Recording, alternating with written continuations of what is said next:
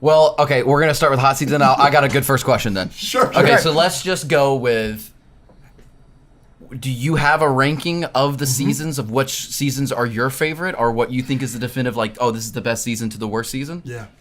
Give it to us. I mean, I don't really think about it that much. I will say that season 2 was a deliberately quiet season. Sure. We try to make sure that there's not like a formula to the seasons, and there's not like that's why the finale of season 4 is quiet, whereas the finales to 1 and 3 were like these big like explosive things. And so I see, season 2 seems to be a season that is not getting a lot of love. So I guess if I had to rank, like, maybe I'd put season 2 at the bottom. Sure. I don't know. But there's cool stuff. Yeah, there's cool stuff. I feel like 4 is the strongest season, but like I say, I mean, it's also recency bias. It's the one we just did. So, it's the one I'm like the most entrenched in and well versed in, and I've watched all the cuts most recently. Right. So I feel like it's the strong. So I don't know. I would go 4, 3, 1, 2. Really? Is how One I would at rank them. third is crazy. I'm just kidding. Yeah, sorry. I don't know. I don't know. This is, Maybe I know what I'm talking about. Maybe I don't. I don't think you do. I don't think you do. I don't think you know Are we gonna anything fight at the end of this? about what you Are we ranked. fighting at the end of this? I'm gonna put my foot down here and glaze for a little bit, as your son would say. Like, maybe you aren't aware of that. Like, season 1 of Invincible is like perfect. Like, up there with like Batman the Animated Series, like one of the greatest seasons of superhero television of all time. Okay. In an echelon that I don't know, maybe you're aware of, maybe you don't, but like the community as a whole would take season 1 of Invincible over most superhero things. That's very flattering. So I will say you're Okay. going to get a lot of angry letters. Oh, I'm getting it. Where are they going to send them? You can't find me. He's trying to connect to the youth, and you're saying where he's going to You're get right. letters? You're right. You're right. You're going to get a lot of angry TikTok I got to go DMs check my mailbox. P.O. box or something. about having season 1 at 3. I mean, yeah. But I understand your perspective. I like Do the you? conquest stuff. I think the conquest stuff is yeah. cool. Me too. I'm talking about my own stupid show, which feels ridiculous, but I don't know. Yeah, so what specifically, is it just the Conquest stuff do you think makes season 4 better than the other ones? Is there anything that stands out other than Conquest? Because Conquest is in season 3 as well. I think that I look at the show as an escalating show, and so it's getting bigger and crazier, and that excites me. Yeah. I think I discount the foundational aspect of season 1. Sure. Because that's what establishes the tone of the show and sets up the characters, and it's very important. But I'm very much a person that is always about like, okay, what's next? What have you done for me lately? Like, what's what's coming? Fair. And so, I might say season 5 is the best season of the show, but like And then it'll you be guys season haven't 6. seen it yet. Yeah. And then it'll be season 6, and season 7 is going to be a mess. But hopefully, if we keep going, well, I'm kidding. I have no idea. We'll see. Yeah. Well, do you want to build off of and do the escalating question? Yeah, so I just want to keep interrupting you guys and Okay. derailing things and keeping you from doing what We you're do trying that to to do. each other That's all the the time. goal. Yeah, Sounds that's the great. point of this Sounds podcast. great. Sounds great.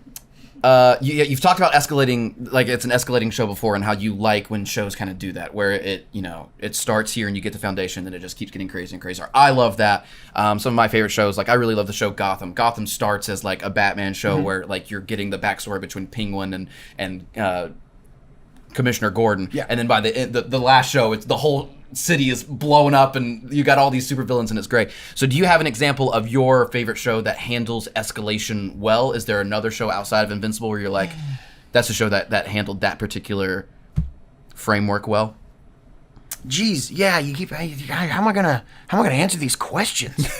How am I gonna answer We these ask questions? the tough questions. It's called on Hot this. Seat for What a the reason. heck? It's called Hot Seat for a reason. Yeah. No, I mean, I don't know. So Nothing pops to mind. Just like a show where you're like, oh, that did that well. no, there's definitely. I mean, the Avatar and Korra, like Yeah. both those shows, very much like you start in the first season, and can Avatar talk about especially, Avatar. you're like, oh, it's a kid's show and there's funny stuff, and then by the end, I don't remember the names of a lot of these characters, but the end was very cool.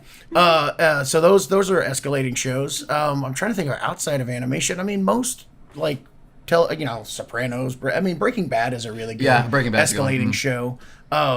You know, I also like the visual cues of that from the pantsless guy in the first season that's like cooking meth out in the desert to this bald maniac that's got this like machine gun at the end. You know, that's a good example. But yeah, I don't know. I feel like I've answered. No, Breaking Bad's stop talking. Avatar's a great pick too. Avatar: The Last Airbender is a phenomenal pick. That's my favorite show of all time. I'm so glad you brought that up. Okay, all right, all right. You put season 4 as your favorite season. I don't, Yeah. What are you talking about? You don't know anything. You idiot. You made this thing. I'm sorry. I don't know if I just crossed what the the line. hell? Are you tapped in with the fans? So mean. Robert Kirkman. Am I tapped in with the fans? I mean, I don't know. I don't think so. I mean, I feel like social media has kind of like outgrown me to a certain extent. I'm also very busy, so I'm not as plugged in as I used to be. There's also I'm overwhelmed by the response to Invincible, so like I can't keep track of all of the stuff that's going on and the different. I mean the brain rot videos alone. Are you sure? Sometimes. Are you sure? Sure. Yeah, I've seen that. You know, that's a thing. Think, Mark.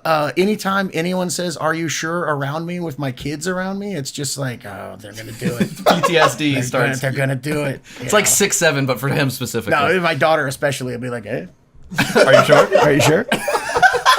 I'm like, yeah. And my wife, who has no idea what I do, Right. it's like, what are they doing? Yeah. What is that? Has she even watched? Did she watch the show? Or? No. No. Okay. No, my wife would watch episodes of Walking Dead when I took her to the premieres. Those were the only times. Does she watch would TV at all? Or Yeah, but she doesn't watch my stuff. oh, okay. Interesting.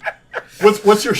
This is an episode about your wife. What's your wife into? What's My her favorite wife show? is into British period dramas. Let's go. Yeah. Loves that stuff. The Crown. What's the BritBox. She likes that. Bridgerton? Is that one? Yeah, Bridgerton a little too not accurate, not historically accurate, a little too racy maybe. I've heard that. But I don't know. She liked crime stuff. I mean, big fan of Sopranos. Yeah. We're loving Slow Horses. Oh yeah. Okay. Gary Oldman. She watches comedies and things like that, but she doesn't like science fiction, horror, superheroes, everything you like. Everything I do for sure. Right, yeah. But yeah. I mean, I have wide tastes. I like non-genre, boring things too. Sure. If you had to pick one, and you can only keep one, are you keeping movies or are you keeping TV shows? Gosh, I think because of the time constraints, I would keep movies. Because TV is such a commitment, especially now when so much of it is being produced. It's like I really want to watch all of Peaky Blinders, but there's so much. Yeah. There's so much. Yeah. So speaking of movies, what are your 4 favorite movies? My 4 favorite movies. Yeah. I don't categorize stuff like this. I also Well, you have to now. Mad Max Fury Road. Great answer. Speed Racer. Wow. Did you see it in IMAX, the re-release? It's out right now. I know. Okay. You'll get around to I've it. been so busy Yeah, these he's too last busy. couple of weeks. I also have like 13 friends that are like, "Are we going tonight? Are we going tonight?" I didn't mean to humble brag about having 13 friends. a lot of friends. I'm It's a lot of incredibly friends. jealous. It's a lot more than I have. I know. And by the way, it wasn't an exaggeration. Wow. Popular guy. That's pretty cool. It was, but anyway, it was. You're wasting your time No, on it this was Escape Pod literally podcast. 3 people. Just so everyone Sure, knows, okay. that's how much of an exaggeration it was. That's how much of a loser I am. But anyway, I haven't been able to get away to see it. Makes me upset. Sure. Mad Max Fury Road, Speed Racer, Yep. 2001: A Space Odyssey, Yep. and I just any Quentin Tarantino movie Sure. is going to take the 4th slot. Sure. Cool. I judge them all equally. Even Death Proof. I think Death Proof is a masterpiece. Cool. Wow. High praise. Yeah, love it. You've praised kind of. But I'm the guy that stuff puts all season over 4 this at the top, episode. so what do I know? This All over the place. know that we're getting a Django Unchained Zorro movie? I saw that. You saw that? I saw that. I think this era of like Tarantino movies that aren't Tarantino movies is going to be fun. Like Yep. we'll see how this Cliff Booth movie is. Yep, I agree. Maybe it's going to be great. Who knows? Yeah, I mean, But, it's Fincher making it. I mean, like, Yeah, I mean that's that. it's be it's good. got to be good, right? We hope. Right. It's got to be good, right? Yeah. I've heard you originally, I don't know if this is true, you originally wanted J.K. Simmons to play a different role? We originally offered him another role. Yes. Was have we? I don't need to be publicly talking about that. Okay. No. I mean, it's yeah. I mean, it's because I was fan casting him as other things, and I was just interested. Like, would he be a good Cecil? Like, I don't know. It might have been Cecil.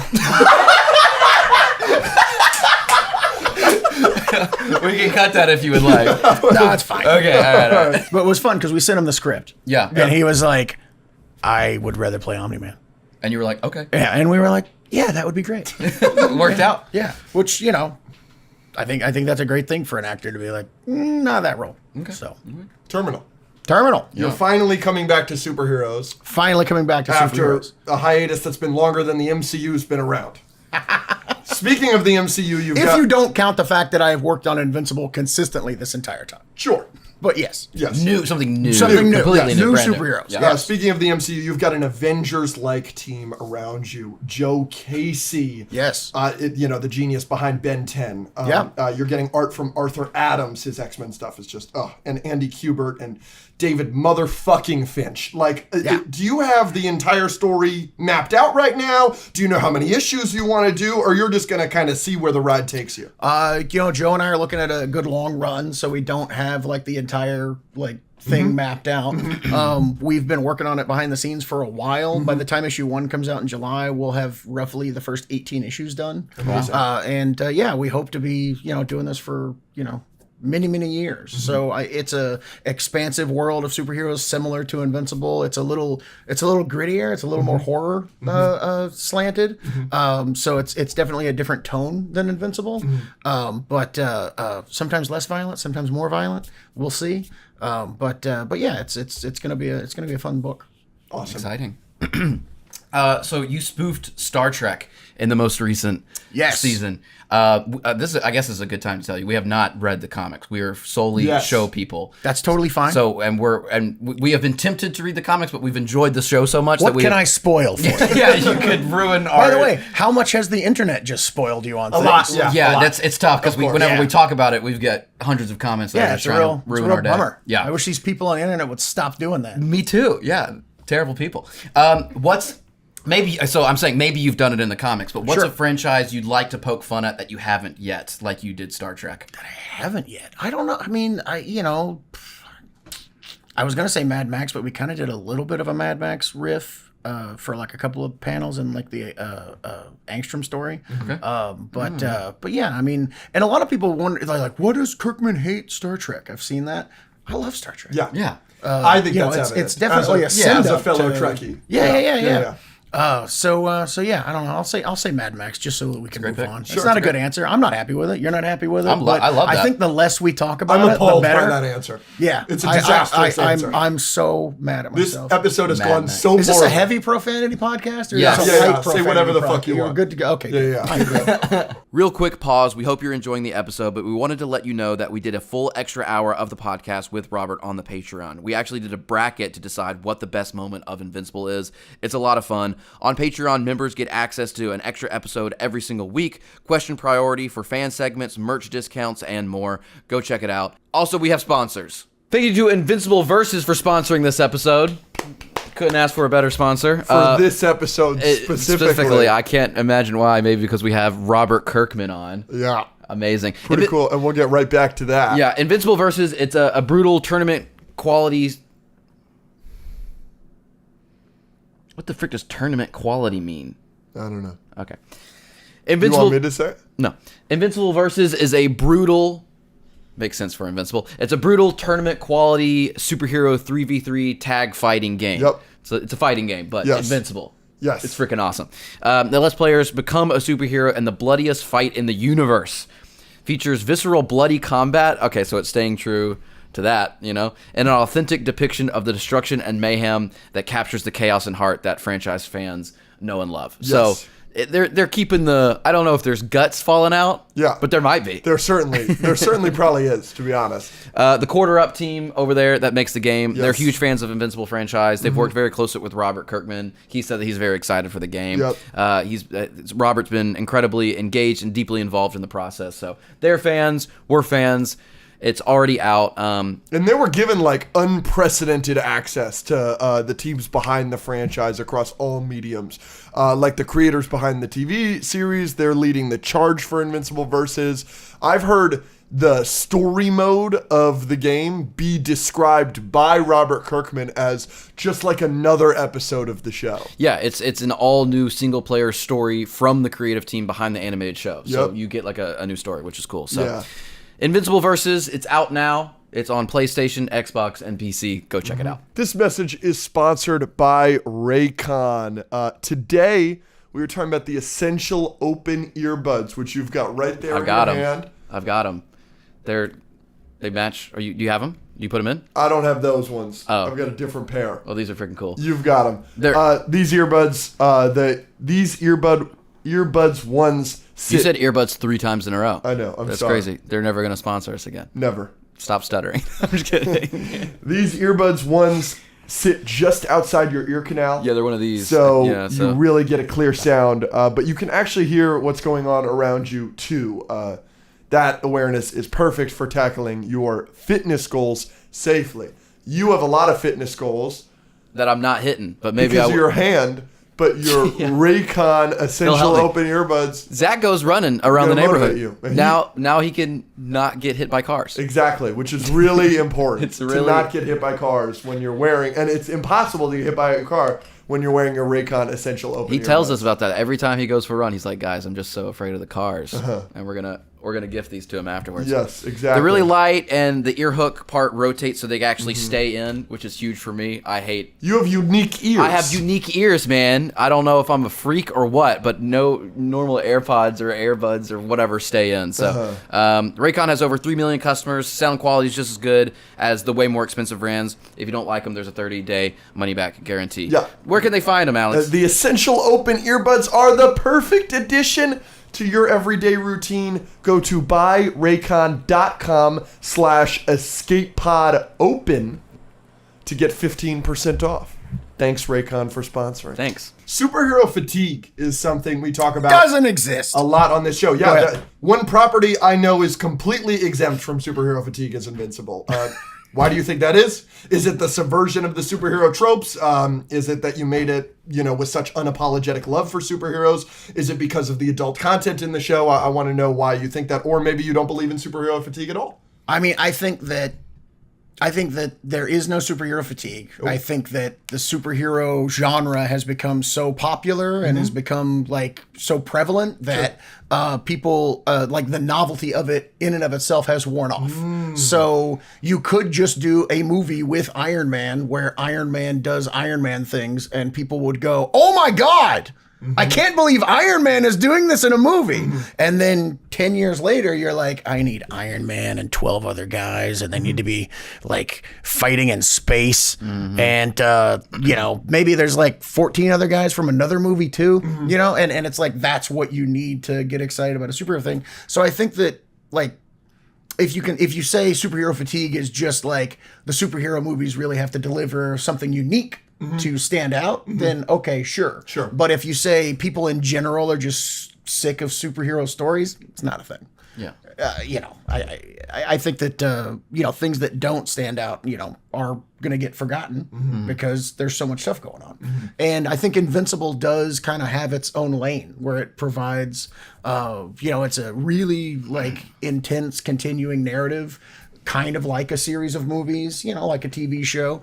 And it has a whole world of superheroes contained within it.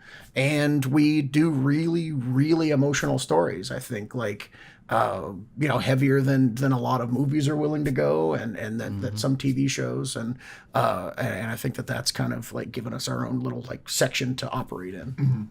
I think superhero fatigue is more of a quantity versus quality thing, like you said. Like we're just getting more superhero stuff, and some of the stuff we've gotten recently hasn't been good. And I think people will always show up if it's a good story, which Invincible is. And so, I mean, that's what Invincible has. It's just the characters are good, the plot is good, the story is good. But a lot of superhero movies just haven't reached that quality, so people kind of just attribute that to superheroes in general. Yeah. But I think as soon as we start getting good superhero movies again, I think a lot of people showed up for Superman last year and some other movies. But yeah. Yeah. Agreed. You recently said on the Rob Liefeld show that some voice roles have had to Don't use my words against me. Sorry, go ahead. I apologize in advance. That some voice roles have had to be recast on Invincible because some actors haven't been able to return because of scheduling conflicts, stuff like that. So what happens when J.K. Simmons, Stephen Young, or God forbid Sandra Oh, or Walton Goggins for that matter, have scheduling conflicts? You're going to delay the show, right? That's not...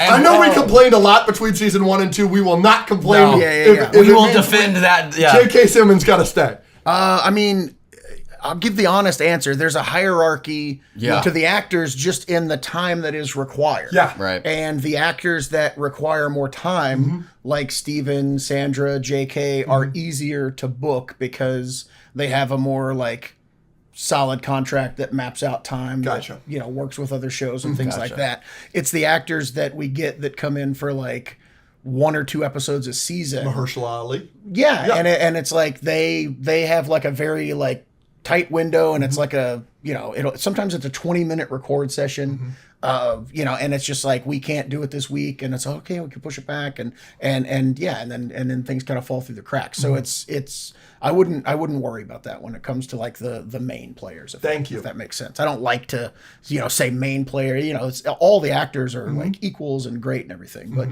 some people spend more time on the show than others. Yeah. Mahershala Ali is busy, Jurassic World, not doing Blade. never not doing Blade. Blade is taking up a lot of time. That's a lot of time. It's his full-time job, basically. Terrible. That's terrible. You've talked about this a lot. You want Bryan Cranston. You mentioned sending something to Tom Cruise.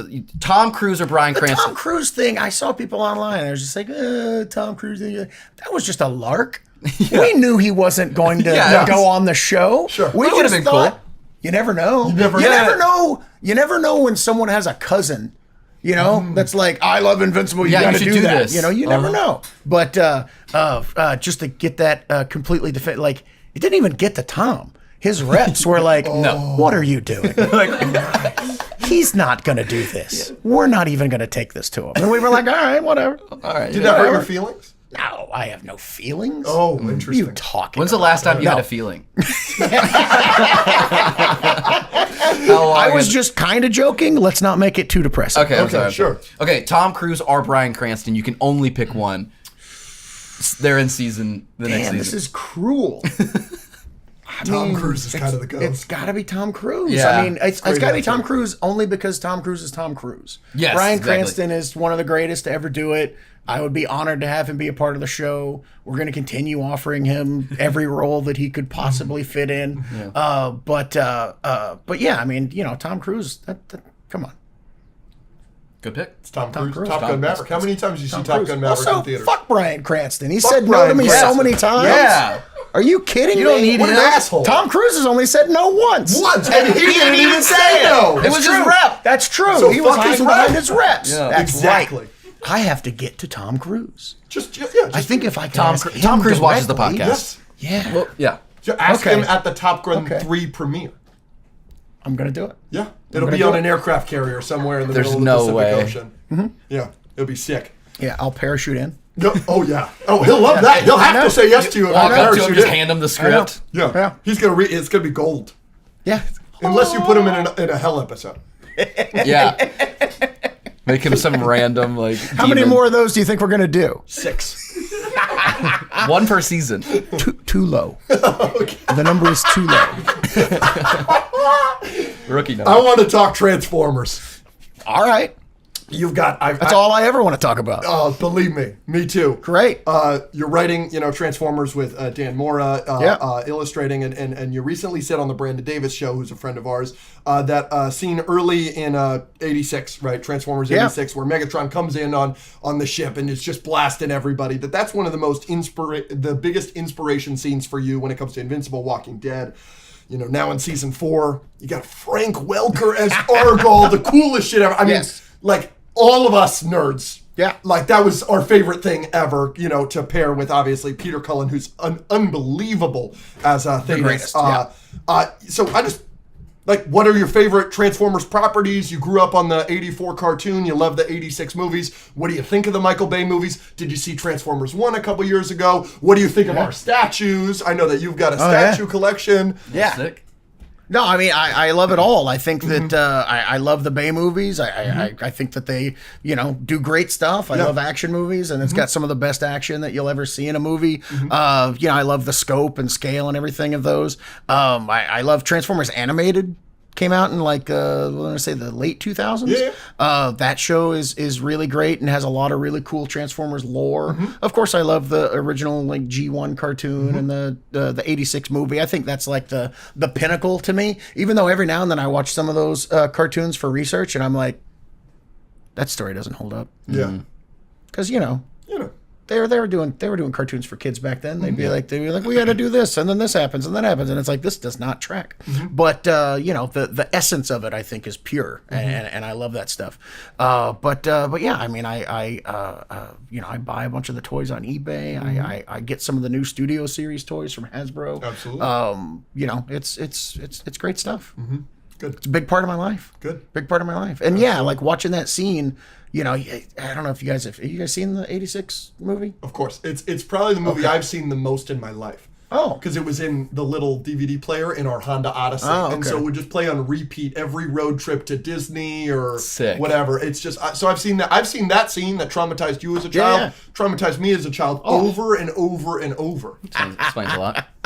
But you can't, like, if you were a kid at the time, you have played with those toys for 2 years, which is a long percentage. I think I was 8. You're 7, I think at that point. Yeah. And so, big deal. And you've watched 2 seasons of the show.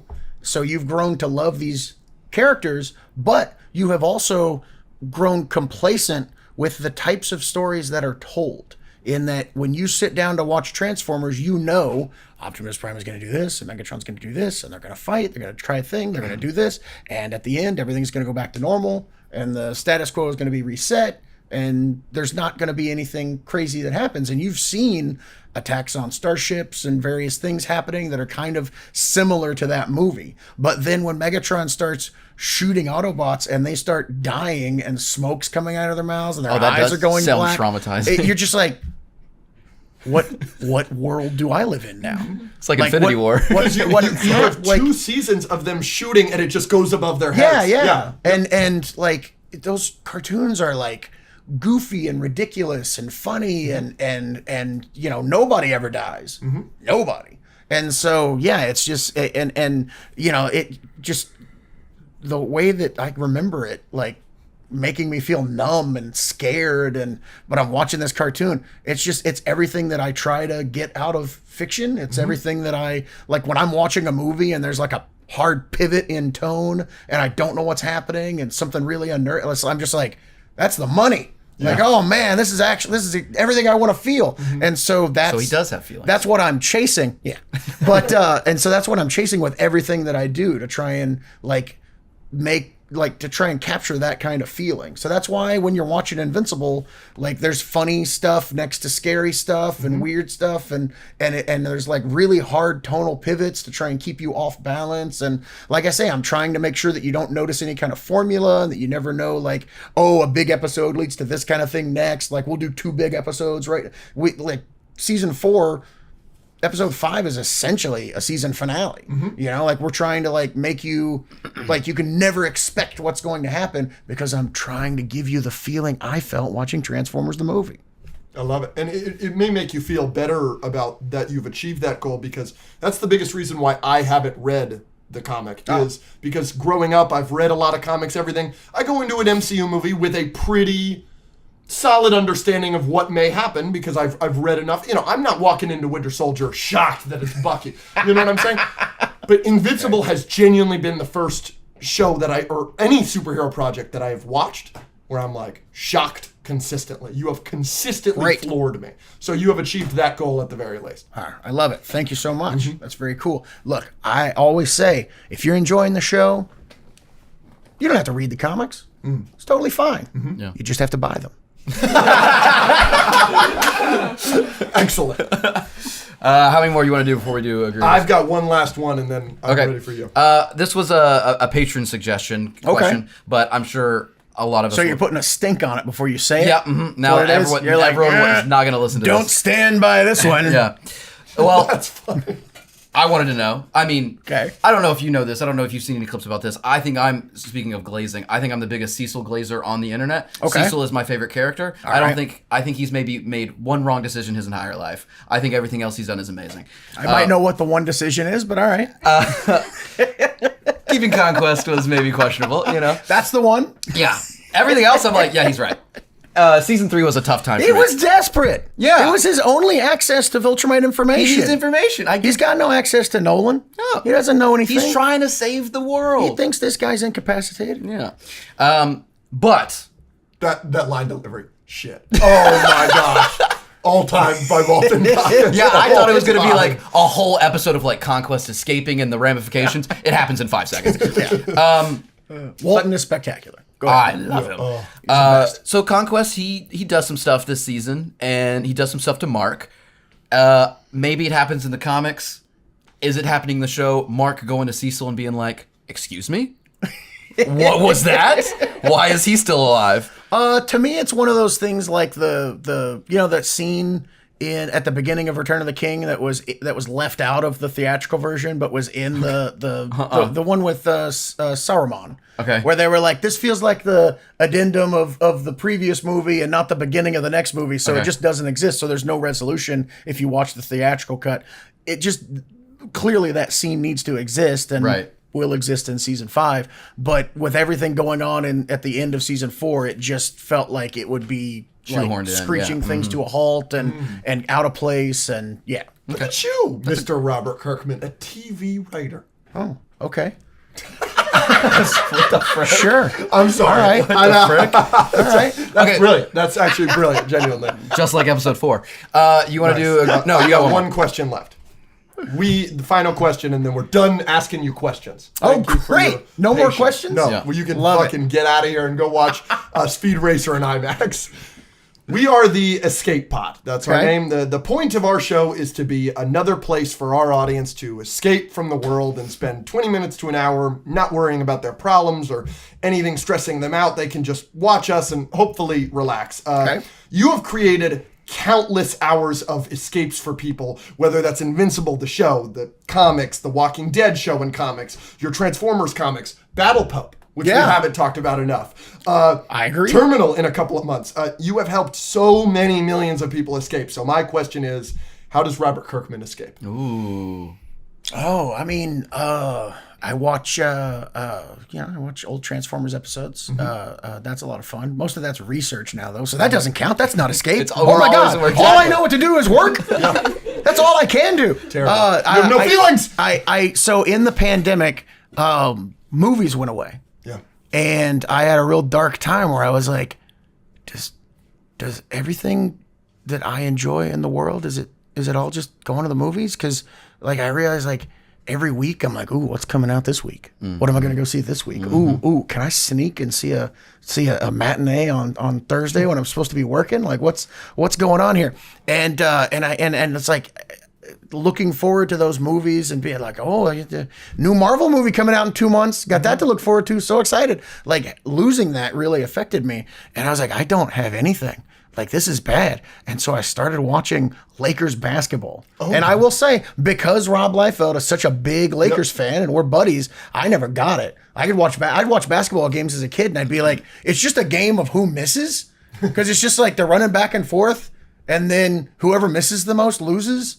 Like there's not like, okay. Yeah. And so started watching it in the pandemic, and I got hooked. And now I'm a Lakers fan. Amazing. And so I look forward to games. I watch usually every game. Yeah. So it's like my wife's like, another Lakers game, and I'm like, yeah, there's one every other day. There's like 80 games this year. I got 80 nights where I'm just unavailable to you. Letting you know now. That's just my schedule now. Yeah.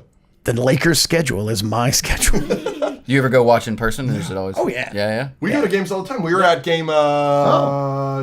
Yeah, game 2 was on the LeBron. I mean, the behind. Oh yeah. The reverse dunk that was right in front of us. Like, Very cool. mean, I lost my voice. You talking about the Bronny alley-oop? No, that was the in LeBron. Houston, Okay, the one yeah. backwards. Yeah. That was just. He's 41 years old. He's younger than me. I watch it with a buddy, and he's always like, He's like, man, he's still got it. Look at that guy go. He's so old. And I'm just like, he's not that old. I have to do that in this house all the time. Okay. I'm the oldest person in this house by like 2 years, and they act like I'm half dead, like all the time. Yep. You're the oldest person? You're 28. I'm 28. Okay. Well, one of our roommates is also 28, but what the we frick don't are you? 26. Yeah, that means I'm dying. The other one doesn't count, by the way, because he is like up here 15. Yeah, I get it. Yeah. Well, you're 2 years from 30, man. Exactly. It's over. Why'd you have to say like what the frick? It's over. You Let me just give you a bit of a preview from down the road. Okay. You're done.